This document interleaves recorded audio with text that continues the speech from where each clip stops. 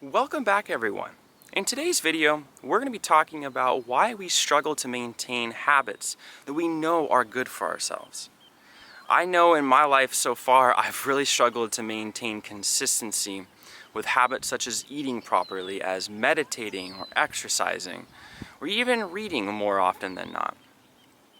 And so I feel like I have a lot of experience with failing at being consistent at habits. And so I can relate to a lot of you out there because I know I'm not the only person that struggles to be consistent with the things they know are good for them. So in today's video, we're going to be talking about why we're going to destructure the fears and the motivations behind why we fail at keeping habits. And then I'm going to share with you what I feel like has really helped me bring consistency back to the things I do in life. And it's also allowed me to find so much more joy in the things that I am doing. As always, if at the end of this video you enjoyed what I had to say, I do really appreciate a like.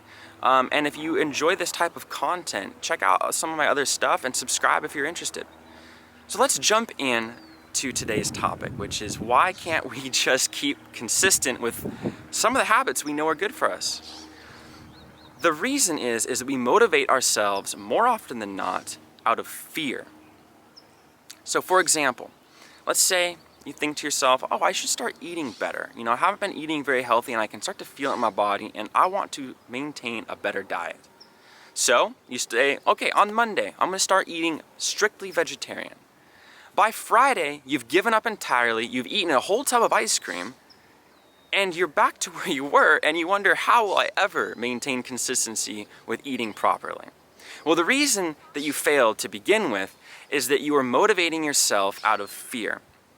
Let's dig into this a little bit more because fear is kind of the label I put on it, but it requires a little bit more consideration than just, boom, fear. When you decide that you are going to start eating more healthy, one of the motivations may be, I'm not happy with the way that I look. I'm not happy with the way others perceive my eating habits. I'm not happy with the way I feel. I need to be better. Other people are good at eating healthy. Why can't I? I'm not good enough. And so you can see how, maybe you don't identify with all of these things, but some of them, maybe you do. And I've realized that a lot of the things I was trying to incorporate into my daily routine were because I wasn't happy with who I was right then. I was trying to eat healthy because I wasn't happy with how healthy I was. And so, day one, day two, you can break through the resistance of you wanting to reach for that brownie or that cookie because you're starting a new habit, so you have a little bit more motivation than usual. But a couple weeks in, we can kind of trickle off and kind of quit entirely because being motivated out of fear deteriorates you. If every time you're choosing to eat healthy over not healthy food because you don't like the person you would be if you did eat the bad food, then you're not going to be successful. And let me repeat that. You're not going to be successful if you're unhappy with the person who would decide to eat the bad food. There's two identities, and you have one, and the person who chooses to eat healthy has the other. You want to become and identify with the person who is consistent at eating healthy. The problem is you're not that person yet. You are still this person. And so as you try to move into this identity, it clashes with your current identity. It clashes, and you're not going to motivate yourself to make that transition out of guilt and out of shame for who you are right now. So the first step into maintaining consistency with a habit is to accept right now who you are. And this isn't as simple as being like, I accept that I don't eat healthy. This is like sincere. You have to be honest with yourself here, and you have to be okay with who you are. That's not saying that you don't wish to be something more grand, but you need to start from a place of acceptance, where you're going to be pushing against that wall of resistance the whole time you try to integrate this new habit. And it's going to lead to your lack of success, especially in my own experience, I've noticed that.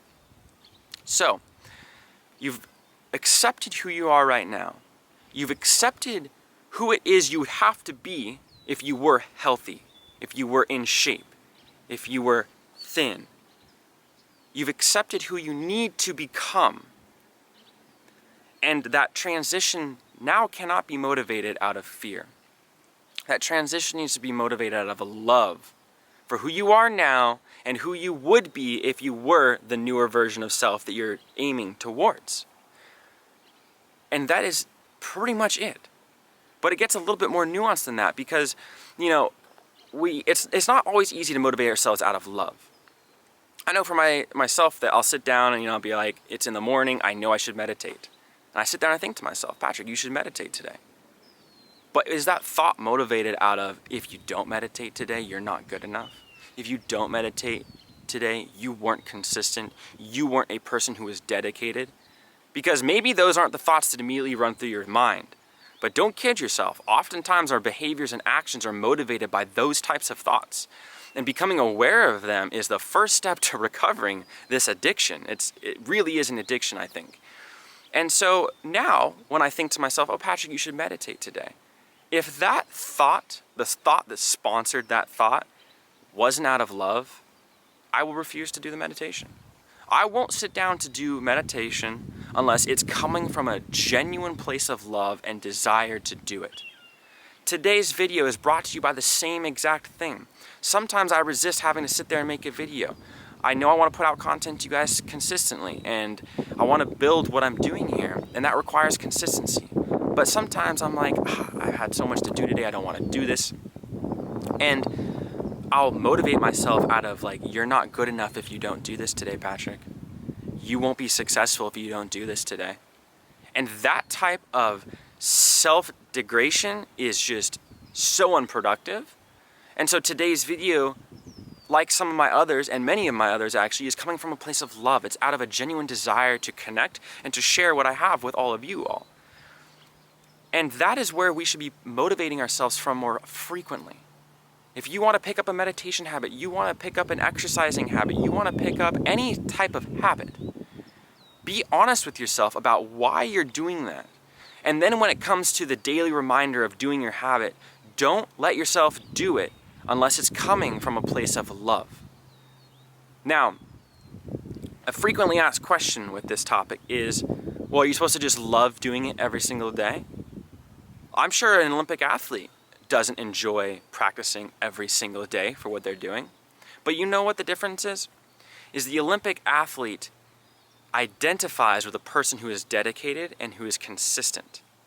And so for them to not practice that day would to be going against who they really are. They've already made it to where we want to get to. We're working the other direction. We're not consistent. We're not dedicated, and we're trying to become dedicated. And that starts at a place of love. And I say this to the Olympic athlete. If you don't want to do your training for the day, you don't got to do it. Simple as that. But you're going to do it probably. And not always because you just love the act of that practice for the day, but because you love the person you are. You love who you are being and where it's bringing you in life.